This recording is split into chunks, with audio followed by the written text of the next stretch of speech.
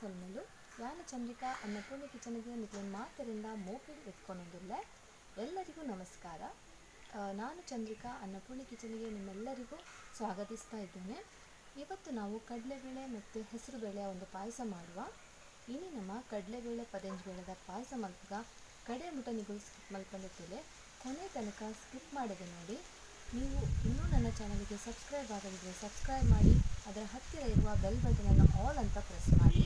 ನೀವು ನನ್ನೆಲ್ಲ ನನ್ನ ಚಾನಲ್ಗೆ ಸಬ್ಸ್ಕ್ರೈಬ್ ಮಾಡಿದೆ ಚಾನಲ್ ಸಬ್ಸ್ಕ್ರೈಬ್ ಮಾಡ್ತಿದ್ದೆ ಆಯಿತಾ. ಬರೀ ತಿಪ್ಪುನ ಬೆಲ್ ಬಟನ್ನ ಆಲ್ ಬಂದು ಪ್ರೆಸ್ ಮಾಡ್ತೀವಿ. ಮುಲ್ಪ ನಾನು ಕಡಲೆಬೇಳೆಲ್ಲ ಪದಂಜಿ ಬೇಳೆದ ತೊಂದೆ. ಪದಂಜಿ ಬೇಳೆ ಕಡಲೆಬೇಳೆದ ಅರ್ಧ ತಿತ್ತು ನೋಡು, ಅವಿನ ಶೋಕು ಲೊಂಬುದು ಕೊಣತ್ತೆ. ಇಲ್ಲಿ ನಾನು ಕಡಲೆಬೇಳೆ ಮತ್ತು ಹೆಸರುಬೇಳೆಯನ್ನು ಚೆನ್ನಾಗಿ ತೊಳೆದು ತಂದಾಯಿತು. ಕಡಲೆಬೇಳೆಯ ಅರ್ಧದಷ್ಟು ಹೆಸರುಬೇಳೆ ಮತ್ತು ಇಲ್ಲಿ ನೋಡಿ ಕಾಯಿ ಹಾಲು ಇದು ದಪ್ಪ ಹಾಲು, ಮತ್ತೊಂದು ತೆಳು ಹಾಲು, ಒಂದು ತಾರೆದ ಪೇರು ತುಲೆ ದಪ್ಪ ಪೇರು ಅಂಚನೆ ಒಂದು ನೀರು ಪೇರನ್ನ ದೆತ್ತು ದೀವೊಂದೆ. ಫಸ್ಟ್ ನೀರು ಪೇರನ್ನು ಗ್ಯಾಸ್ ಇರ್ದೀಕ. ಈಗ ನೀರು ಹಾಲನ್ನು ಬಿಸಿಯಾಗಿಗೆ ಇಡಬೇಕು. ಇಲ್ಲಿ ನಾನು ಸಾಗು ನೋಡಿ ಸಾಬಕ್ಕಿ ಇದನ್ನು ಕೂಡ ತೊಳೆದು ಅದನ್ನು ಕಾಯಿ ಹಾಲಲು ನೆನೆ ಹಾಕ್ತೇನೆ.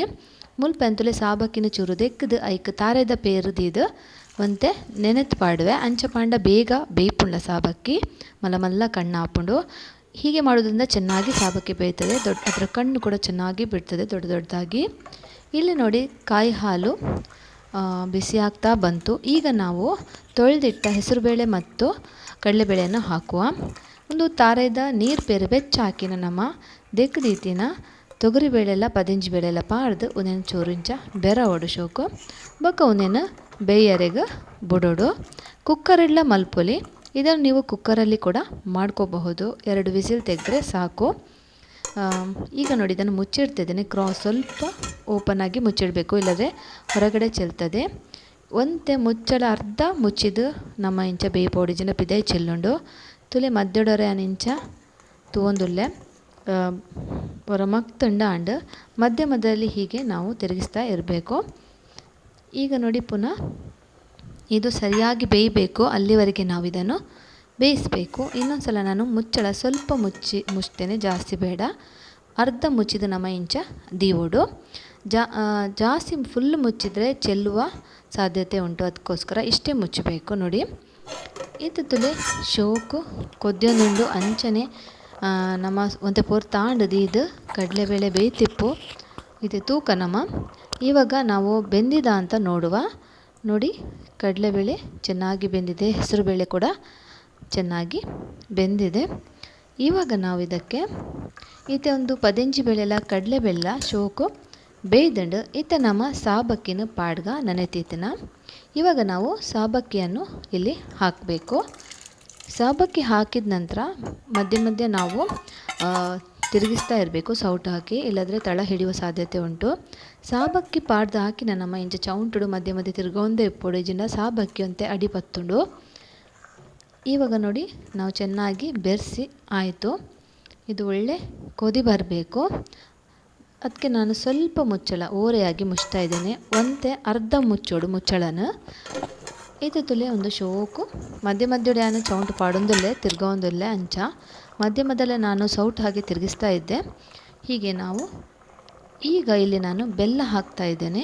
ಮುಲ್ಪ ಐತೆ ನಿಕ್ಲ ಅನುಸಾರ ನಿಕ್ಲೆ ಚೀಪೆ ಎತ್ಬಿಡು ಆತ ಬೆಲ್ಲ ಪಾಡೋನಲ್ಲಿ. ನಿಮಗೆ ಎಷ್ಟು ಸಿಹಿ ಬೇಕೋ ಅಷ್ಟು ಬೆಲ್ಲ ಇಲ್ಲಿ ಸೇರಿಸ್ಕೋಬೇಕು ನೋಡಿ. ಇದನ್ನು ಈಗ ಚೆನ್ನಾಗಿ ಬೆರೆಸ್ಕೋಬೇಕು.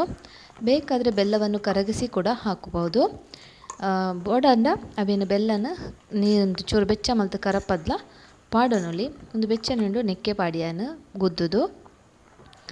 ಇವಾಗ ನೋಡಿ ಒಳ್ಳೆ ಕುದಿ ಬರ್ತುಂಟು. ಸಾಬಕ್ಕಿ ಕೂಡ ಒಳ್ಳೆ ಕಣ್ಣು ಬಿಡ್ತಾ ಉಂಟು ನೋಡಿ. ಸಾಬಕ್ಕೆಲ್ಲ ಕಣ್ಣು ಶೋಕು ಬಿಡೊಂದು ಬತ್ತಂಡು ಇತ್ತೆ ನಮ್ಮ ಗಟ್ಟಿ ಪೇರನ್ನು ಪಾಡ್ಗ. ಈಗ ನಾನು ಗಟ್ಟಿ ಹಾಲನ್ನು ಸೇರಿಸ್ತಾ ಇದ್ದೇನೆ ನೋಡಿ. ಈಗ ಚೆನ್ನಾಗಿ ಮಿಕ್ಸ್ ಮಾಡಬೇಕು ನೋಡಿ. ನಮ್ಮ ಪಾಯಸ ಚೆನ್ನಾಗಿ ಮಿಕ್ಸ್ ಆಯಿತು. ಇನ್ನು ಇದು ಒಂದು ಒಳ್ಳೆ ಕುದಿ ಬರಬೇಕು, ಅಲ್ಲಿವರೆಗೆ ನಾವು ಇದನ್ನು ಕುದಿಸಬೇಕು. ನನ್ನೆಲ್ಲ ನಮ್ಮ ಒಂದೇನು ಎಡ್ಡೆ ಕೊದಿ ಬನ್ನೆಟ ಕೊದ್ಯೋಡು ಬೊಕ್ಕ ಒಂಜಿ ಫ್ರೆಂಡ್ಸ್ ಒಂದು ಸಾಬಕ್ಕಿ ನಮ್ಮ ಬಂದ್ ಮಲ್ತಿಂಡ ಬೊಕ್ಕ ಸರಿಯಾದ ಕಣ್ಣು ಬಡ್ಪುಂಡು. ಇದು ಶೋಕು ಕೊದ್ದಿಂಡು ಗ್ಯಾಸ್ ಬಂದ್ ಮಲ್ತದ ಮುಚ್ಚಳ ಮುಚ್ಚಿಗ ತುಲೆ ಮುಚ್ಚಳ ಮುಚ್ಚಿ ಒಂತೆ ಪೊರ್ತ ಹಾಕಿನ ತುಲೆ ಶೋಕು ಕಣ್ಣು ಬಂಡು. ನಾವು ಗ್ಯಾಸ್ ಬಂದ್ ಮಾಡಿ ಸ್ವಲ್ಪ ಹೊತ್ತು ಮುಚ್ಚಳ ಮುಚ್ಚಿ ಇಟ್ಟಾದಮೇಲೆ ನೋಡಿ ಎಷ್ಟು ಒಳ್ಳೆ ಕಣ್ಣು ಬಿಟ್ಟಿದೆ. ಈಗ ಇಲ್ಲಿ ಸ್ವಲ್ಪ ಏಲಕ್ಕಿ ಪುಡಿ ಸೇರಿಸ್ಬೇಕು. ಒಂತೆ ಏಲಕ್ಕಿ ಪುಡಿ ಪಾಡುಂಡೆ ಅವೇನಿತ್ತೆ ನಮ್ಮ ಇಂಚ ಬೆರವುಗ ಒಂಜಿ ಸ್ವಲ್ಪ ಒಳ್ಳೆ ಕುದಿ ಬಂದ ನಂತರ ನಾವು ಗ್ಯಾಸ್ ಬಂದ್ ಮಾಡಿದರೆ ಸಾಕು. ಕಾಯಿ ಹಾಲು ಹಾಕಿ ಒಳ್ಳೆ ಕುದಿ ಬಂದ ನಂತರ ನಾವು ಗ್ಯಾಸ್ ಬಂದ್ ಮಾಡಬೇಕು.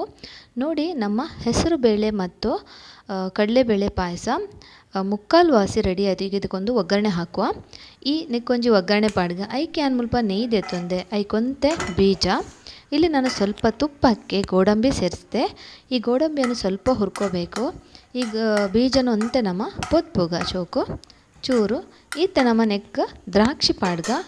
ಇವಾಗ ಇದಕ್ಕೆ ನಾವು ಒಣ ದ್ರಾಕ್ಷಿ ಇಲ್ಲಿ ಸೇರಿಸ್ಕೊಳ್ಳುವ. ಇದನ್ನು ಕೂಡ ಚೆನ್ನಾಗಿ ಹುರ್ಕೋಬೇಕು. ಉಂದೆಲ್ಲ ನಮ್ಮ ಶೋಕು ಫ್ರೈ ಮಲ್ಪುಗ ಗ್ಯಾಸನ್ನಂತ ಮೆಲ್ಲನದಲ್ಲಿ ಜನ ಕರಂಚುಂಡು ನೋಡಿ. ಈಗ ಇದು ಚೆನ್ನಾಗಿ ಫ್ರೈ ಮಾಡಿ ಆಯಿತು. ನೀನು ಪೊತ್ತು ದಾಂಡೆ ಇತ್ತೆ ನಮ್ಮ ಪಾಯಸಗೂ ಒಗ್ಗರಣೆ ಕೊರ್ಕ. ಈಗ ನಾವು ಪಾಯಸಕ್ಕೆ ಒಗ್ಗರಣೆ ಇಡುವ. ನೋಡಿ ವಾವ್ ಎಷ್ಟು ಚೆನ್ನಾಗಿ ಬಂದಿದೆ ನಮ್ಮ ಕಡಲೆಬೇಳೆ ಹೆಸರು ಬೇಳೆ ಸಾಬಕ್ಕಿ ಪಾಯಸ. ಖಂಡಿತ ನೀವೊಮ್ಮೆ ಟ್ರೈ ಮಾಡಲೇಬೇಕು ಈ ಪಾಯಸವನ್ನು. ಹಾಗೆಯೇ ನಿಮ್ಮ ಫ್ಯಾಮಿಲಿ ಫ್ರೆಂಡ್ಸ್ನವರಿಗೆ ಶೇರ್ ಮಾಡಿ. ಯಾರೇ ನೆಂಟರು ಬಂದರೂ ಈ ಥರ ಪಾಯಸ ಮಾಡಿ ಅವರಿಗೆಲ್ಲ ತುಂಬ ಖುಷಿ ಆಗ್ತದೆ. ತುಲಿ ನಮ್ಮ ಕಡಲೆಬೇಳೆ ಪದಂಜಿ ಬೇಳೆದ ಪಾಯಸ ರೆಡಿ ಆ್ಯಂಡ್ ಘಮ ಘಮ ಪನೊಂದುಂಡು. ಆ ಏಲಕ್ಕಿದ ಘಮ ಬೊಕ್ಕ ಪದಂಜಿ ಬೇಳೆ ಆಯ್ತು ಒಂಜಿ ಘಮ ತೂನಗನೆ ಖುಷಿ ಆಪುಂಡು. ಕರೆಕ್ಟ್ ಹದೊಟ್ಟು ಬೈದುಂಡು ಆ ಏಲಕ್ಕಿ ಘಮ ಹೆಸರು ಬೇಳೆ ಘಮ ಒಳ್ಳೆ ಬರ್ತಾ ಉಂಟು. ಕಡಲೆಬೇಳೆ ಪದಂಜಿ ಬೇಳೆ ಪಾಯಸ ರೆಡಿ ಆ್ಯಂಡ್ ಕಡಲೆಬೇಳೆ ಮತ್ತು ಹೆಸರು ಬೇಳೆ ಪಾಯಸ ರೆಡಿ ಆಯಿತು. ಕೊನೆ ತನಕ ನೋಡಿದ್ದಕ್ಕೆ ನಿಮ್ಮೆಲ್ಲರಿಗೂ ಧನ್ಯವಾದ. ಆದಷ್ಟು ಜನರಿಗೆ ಶೇರ್ ಮಾಡಿ, ಇಷ್ಟ ಆದರೆ ಲೈಕ್ ಮಾಡಿ, ಕಮೆಂಟ್ ಮಾಡಿ, ನಿಮ್ಮ ಅಭಿಪ್ರಾಯವನ್ನು ತಿಳಿಸಿ. ಇಟ್ಲಿಗೆ ಇಷ್ಟ ಅಂದ ಲೈಕ್ ಮಾಡ್ತಲೇ, ಕಮೆಂಟ್ ಮಾಡ್ತಲೇ, ಆಯ್ನಾರು ಜನಕ್ಕೂ ಶೇರ್ ಮಾಡ್ತಲೇ. ಧನ್ಯವಾದ.